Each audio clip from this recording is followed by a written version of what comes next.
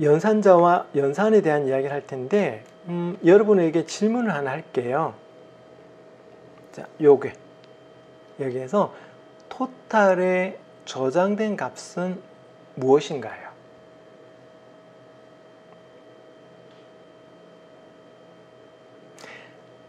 토탈이라는 변수에 저장된 값은 무엇이죠? 아마 여러분 토탈에는 50이 저장되어 있다라고 이야기할 겁니다. 그렇다 이어지는 질문, 토탈에 왜 50이 저장되어 있는가를 한번 생각해 봅니다. 왜 여러분은 토탈에 50이 저장되어 있다고 이야기를 하는 거죠?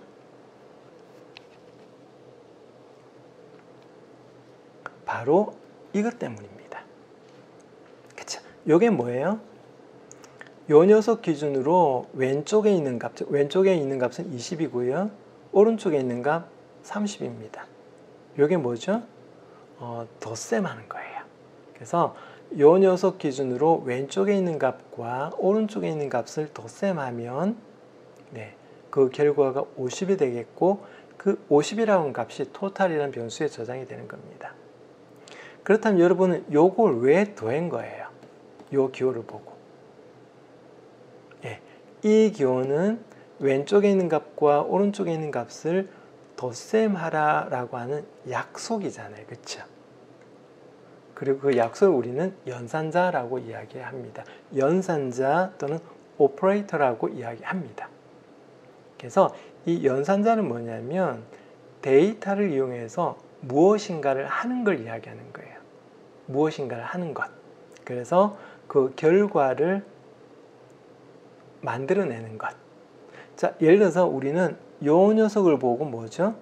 왼쪽에 있는 녀석과 오른쪽에 있는 녀석을 대상으로 뭘 했죠?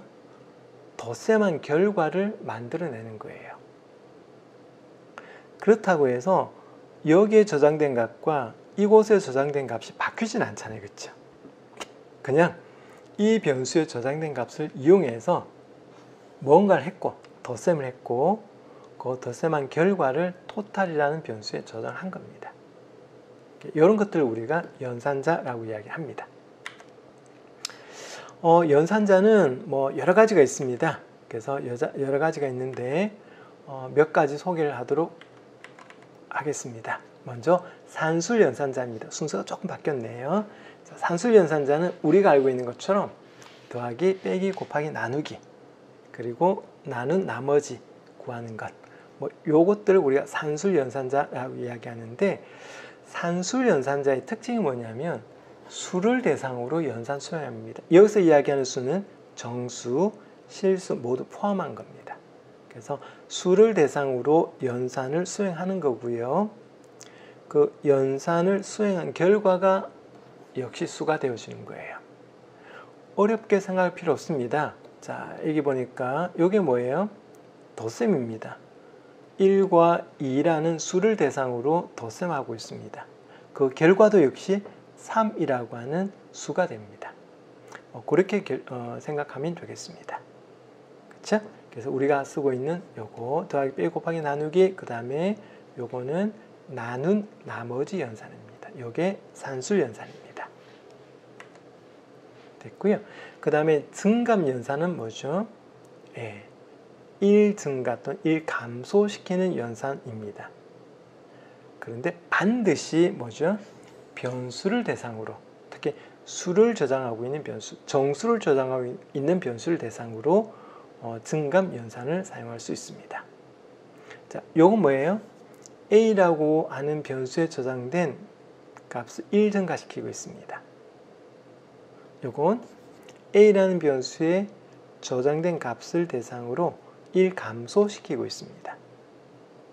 이건 안 된다는 이야기입니다. 이건 뭐예요? 구의 값을 1 증가시킨 어떻게 구의 값이 바뀔 수는 없잖아요. 그렇죠? 그래서 이렇게는 사용할 수 없다. 반드시 변수를 대상으로 1 증가 또는 1 감소시켜 연산을 쓸 수 있다. 꼭 기억을 해두도록 합니다. 자, 그 다음에 대입 연산자입니다. 대입 연산자는 요겁니다. 기본이. 그래서 왼쪽에 그 오른쪽에 있는 값을 왼쪽에 있는 변수에 저장하는 걸 대입 연산자라고 이야기합니다. 그래서 앞서 우리가 이렇게 썼던 거예요. 어디 갔죠? 이렇게 썼던 겁니다. 이건 뭐예요? 대입 연산자 기준 오른쪽에 있는 값을 왼쪽에 있는 변수에 저장을 했던 겁니다. 그쵸? 그래서 요거 기억을 해두도록 합니다. 요게 대입 연산자입니다. 자, 됐고요. 그 다음 이 대입 연산자에도 몇 가지 변형이 있습니다. 바로 요겁니다. 그래서 요거는 뭐랑 똑같으냐면 이거랑 똑같습니다. 그쵸? 그래서 오른쪽에 있는 값을 왼쪽에 있는 변수에 저장하는데 그냥 저장하는 게 아니라 그 변수에 더하겠다는 이야기예요. 그쵸? 요거가 그 의미가 똑같습니다. 그래서 A라는 변수에 저장된 값과 B라는 변수에 저장된 값을 더해서 그 결과를 다시 A라는 변수에 저장하겠다는 이야기입니다. 자, 요건 뭐죠? 똑같습니다. 오른쪽에 있는 값을 왼쪽에 있는 변수에 저장하되 그냥 저장하는 게 아니라 곱해서 저장하겠다는 이야기입니다. 결국 요거는 뭐와 똑같죠? 요거랑 똑같습니다. 그쵸? 그래서 이렇게 해서 우리가 여러 가지 대입 연산자를 사용할 수 있습니다. 자, 됐고요. 뭐 여기도 마찬가지입니다. 자, 그 다음 비교 연산자는 두 P 연산자의 값의 크기를 비교하는 겁니다. 크기를 비교하는 거고요. 결과는 논리값이 나옵니다. 그래서 논리값이 나오면 앞서 소개했던 것처럼 참에 해당되는 true 또는 거짓에 해당되어지는 false가 되겠죠. 자, 둘 중 하나의 값이 결과는 나옵니다. 자, 예를 들어서 요 경우에는 뭐예요? 왼쪽에 있는 값이 오른쪽에 있는 값보다 작을 경우에, 바꿔 말하면 오른쪽에 있는 값이 왼쪽에 있는 값보다 큰 경우가 true가 되어집니다. 그렇지 않으면 false가 되겠다는 이야기죠. 예를 들어서 이런 경우입니다. 우리가 뭐 여기 보면 결과 알 수 있죠. 5가 3보다 크잖아요. 그래서 이 연산자는 오른쪽에 있는 값이 더 크면 true입니다. 지금 5가 3보다 더 크기 때문에 true가 되겠죠. 이 경우는 뭐죠? 오른쪽에 있는 값이 왼쪽에 있는 값보다 크거나 같을 때 true가 되어줍니다. 그치? 요거는 왼쪽과 오른쪽에 있는 값이 서로 같을 경우에 true가 되어줍니다. 그런데 여러분이 굉장히 많이 헷갈려하는 게 바로 요겁니다. 요 녀석과 요 녀석이에요. 요건 뭐예요? 앞서 소개했던 대입 연산자입니다. 그래서 오른쪽에 있는 즉 P의 값을 왼쪽에 있는 A라는 변수에 대입시켜 값을 저장하는 거예요. 근데 요거는 뭐죠? 네, A에 저장된 값과 P의 값으로 비교합니다. 비교 결과 같으면 true, 같지 않으면 false가 되는 거예요. 그래서 요걸 굉장히 많이 헷갈려 합니다. 그래서 요거는 여러분이 잘 염두에 두어서 사용하면 되겠습니다. 자, 요거는 두 값이 같지 않을 때 true가 되는 거고요. 같으면 false가 되는 겁니다. 자, 논리 연산자는 말 그대로 논리 값을 대상으로 연산 수행하는 겁니다. 여기서 말하는 논리 값은 true 또는 false라고 하는 값을 의미하고 있고요.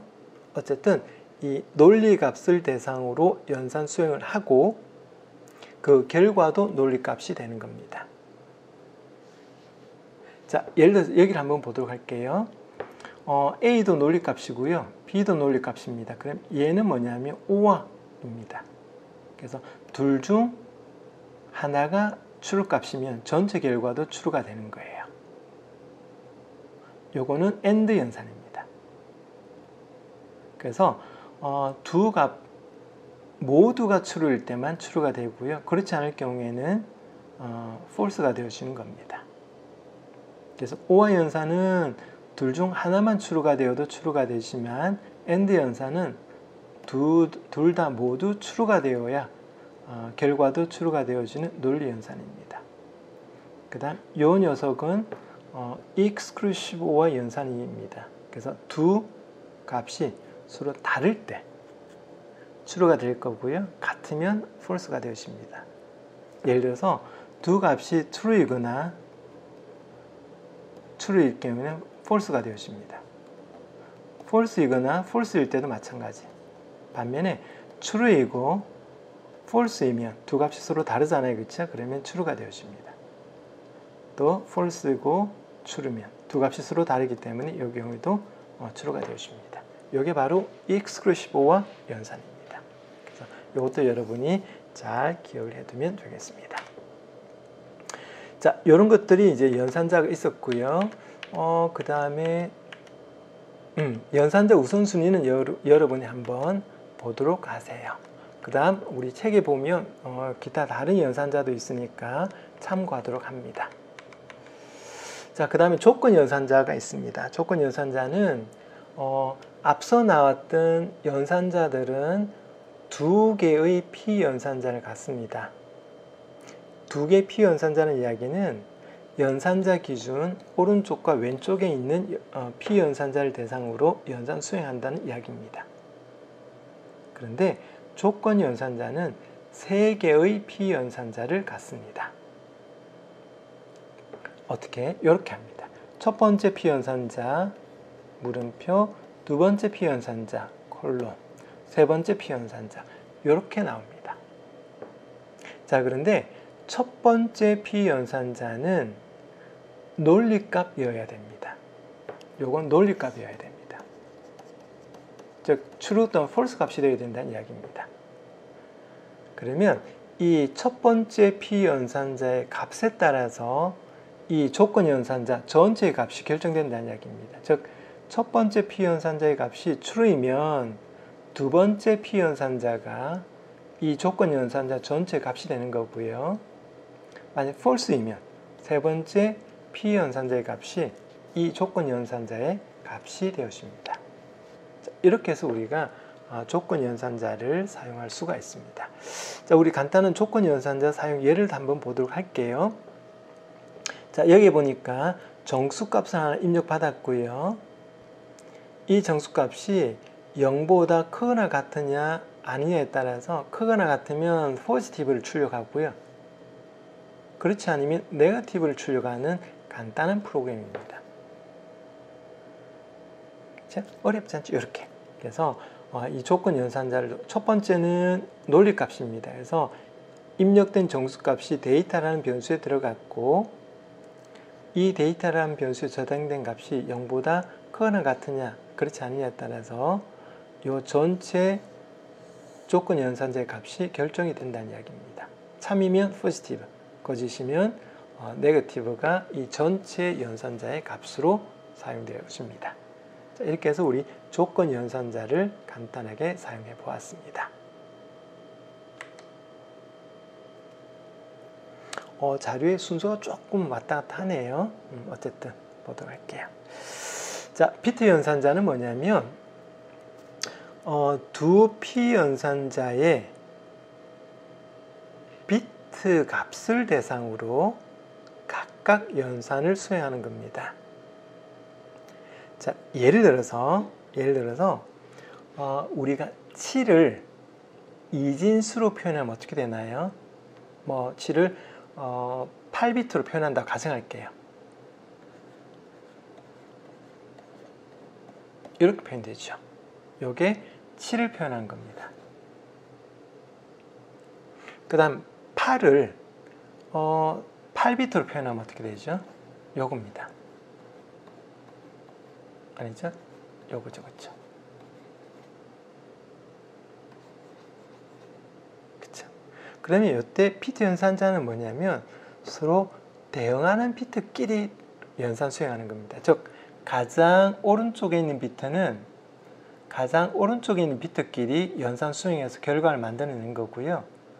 그 다음 비트는 그 다음 비트끼리 연산을 수행해서 결과를 만들어내는 거고, 또 역시 마찬가지 가장 오른쪽에 있는 걸 비트 0번이거든요. 그래서 비트 0번은 비트 0번끼리, 비트 1번은 비트 1번끼리, 비트 2번은 비트 2번끼리 연산 수행하고요.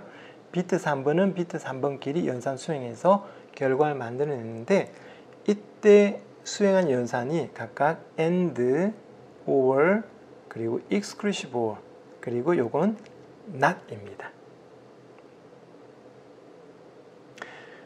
그런데 여러분이 많이 헷갈려하는 게 앞서 나왔던 논리 연산과 많이 헷갈려합니다. 자, 논리 연산에도 보면 OR가 있죠. AND가 있고 exclusive OR가 있습니다. NOT 있습니다. 요 녀석이랑 AND, OR, exclusive OR, NOT 많이 헷갈려요. 근데 앞에는 뭐예요? 비트와는 상관없고요. 논리 값을 대상으로 OR 연산, NOT 연산, AND 연산, exclusive OR 연산 하는 겁니다. 즉 논리 값을 대상으로 연산 수행하는 겁니다. 그런데 비트 연산은 뭐죠? 비트 값을 대상으로 하는 거예요. 논리 값과 상관없는 겁니다. 자, 예를 들어서 요 두 값을 대상으로 OR 연산을 한다고 가정할게요. 이 비트 연산은 true냐 false냐가 중요한 게 아니라 0이냐 1이냐가 중요합니다. 그래서 1과 0을 대상으로 OR 연산하면 어떻게 되죠? 1입니다. 1과 0을 대상으로 OR 연산하면 1. 1과 0을 대상으로 OR 연산하면 1. 0과 1을 대상으로 OR 연산하면 1. 0과 0이면 뭐죠? 0. 0, 0, 0 이렇게. 각각의 비트를 대상으로 연산 수행해서 결과를 만들어내는 것이 바로 비트 연산입니다. 됐죠? 그래서 나머지도 여러분이 한번 해보도록 합니다. 자, 요건 이제 비트 연산에 간단한 예들이 나와 있으니까 여러분이 각각의 케이스에 대해서 여러분이 한번 보도록 합니다. 자, 됐고요. 뭐 연산자가 종류가 많죠. 이번엔 시프트 연산입니다. 자, 시프트 연산은 데이터들을 왼쪽으로 또는 오른쪽으로 우리가 원하는 비트 수만큼 이동시키는 역할을 합니다. 자, 예를 들어서 이 경우는 왼쪽 시프트입니다. 그래서 비트 0번에 있는 값이 비트 1번으로 이동하는 거고요. 비트 1번에 있던 값이 비트 2번으로 이동하는 거고요. 뭐 이렇게 해서 우리가 이동시키는 걸 왼쪽 시프트라고 하는 거고요. 오른쪽 시프트는 반대로 방향이겠죠. 그래서 여기에 있는 값이 여기에, 여기에 있는 값이 여기에 이렇게. 이렇게 이동하는 게 바로 쉬프트 연산입니다. 됐죠? 자, 그래서 요거는 A에 저장된 값을 B 비트만큼 오른쪽으로 쉬프트 시키는 거예요. 요거는 A에 저장된 값을 왼쪽으로 요만큼 쉬프트 시키는 거예요. 그 다음 위에 있는 요거 좀 특이하죠? 요거는 위에 있는 것과 비슷합니다. A에 저장된 값을 대상으로 B 비트만큼 오른쪽으로 쉬프트 시키는데 차이가 있어요. 자, 요 녀석은 뭐라 되어 있어요? 논리 쉬프트로 되어 있습니다. 논리 쉬프트는 뭐냐면 자, 오른쪽으로 쉬프트 시킨다는 이야기는 어떻게 되죠? 가장 왼쪽에 있는 것도 가장 왼쪽에 있는 건 바로 오른쪽에 있는 비트로 이동시키는 거겠죠. 그러면 가장 오른쪽에 있는 값은 빠져나갑니다. 그러면 문제는 여기에요. 여기에 어떤 값을 넣을 것인가? 만약에 논리 시프트면 여기에 뭐가 들어가냐면 0이 들어갑니다. 논리 시프트일 경우에는. 근데 요 시프트, 즉 산술 시프트는 뭐냐면 이렇게 됩니다. 그래서 가장 왼쪽에 들어가는 값은 원래 값을 그대로 유지를 해줍니다. 그럼 요 녀석과 요 녀석 차이가 뭐냐면 부호와 관련된 차이입니다. 근데 이 부호와 관련된 이야기는 여러분 컴퓨터 구조 시간에 할 거예요. 그래서 지금은 그냥 이렇게 하면 여기다 그냥 0을 채워버린다 라고 생각하면 되겠고요. 이렇게 하면 여기에 원래 값을 그대로 유지시켜 준다 라고 생각을 하면 되겠습니다. 자, 됐죠? 자, 요 차이를 우리 간단하게 한번 볼 텐데 뭐 여기는 너무 많으니까 얘가 많으니까 우리 간단하게 그냥 한번 해 보도록 하겠습니다. 자, 요거 같이 한번 할게요. 자, 앞서 우리가 해놓은 거 요거 말고 새로 하나 만들게요. 텍스트 파일 자바 언어를 쓰겠습니다. 자, 우리 클래스 하나 만들게요. 퍼블릭 클래스 OP 테스터라고 이야기할게요. 자, 그 다음 퍼블릭 메인이라는 메소드를 만들 겁니다.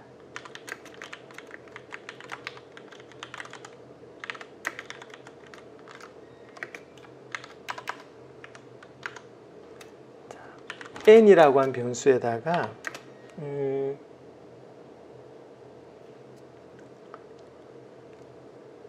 마이너스 1을 넣을게요. 자, 우리 system.out.pr 프린트된 n이란 변수에 들어가 있는 거를 2비트만큼 오른쪽으로 시프트 시키겠습니다. 똑같이 n에 저장된 변수를 2비트만큼 논리 시프트를 하겠습니다. 자, 이렇게 해서 우리 한번 실행해 볼게요.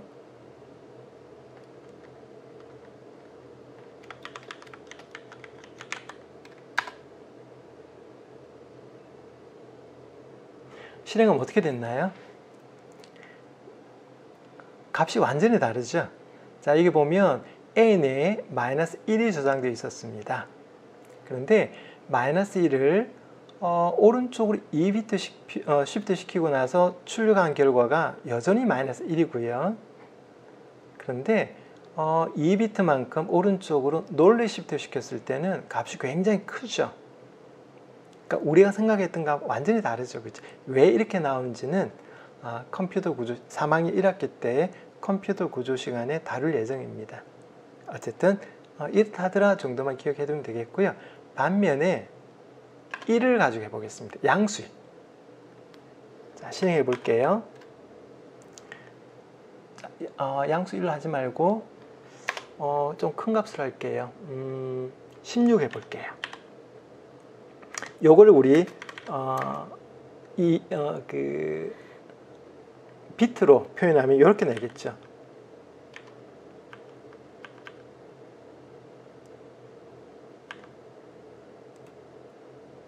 요게 되겠죠. 그쵸? 그쵸? 그래서 요거 가지고 한번 실행해 볼게요. 자, 이렇게 되면 어떻게 됐죠?